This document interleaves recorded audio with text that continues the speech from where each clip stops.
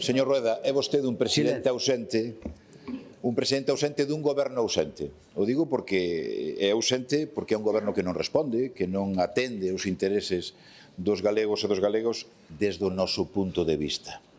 Pero é ausente cando falamos de emprego, porque Galicia sigue quedando atrás en relación co resto do Estado en materia de emprego, e iso significa ni máis ni menos que perdemos oportunidades día tras día de mellorar e ser máis fortes. Recorda esta foto en relación ca ausencia, a foto do Cecopi a noite do apagón. Eu a figura, a persoa de Pedro Blanco, o delegado do goberno en Galicia de España. Ele estuvo ali, con nivel 2 e con nivel 3. Estuvo permanente na noite do apagón, toda a noite do apagón. Vostede non estuvo.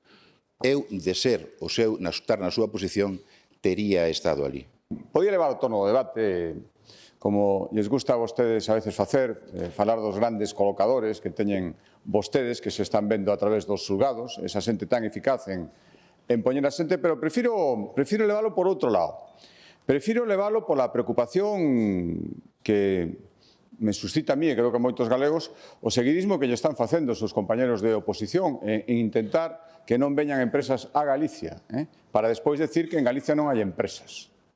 Si eso xa lle digo que, por moito que intente imitarlos, o fan eles moitísimo mellor, porque levan toda a vida facendo.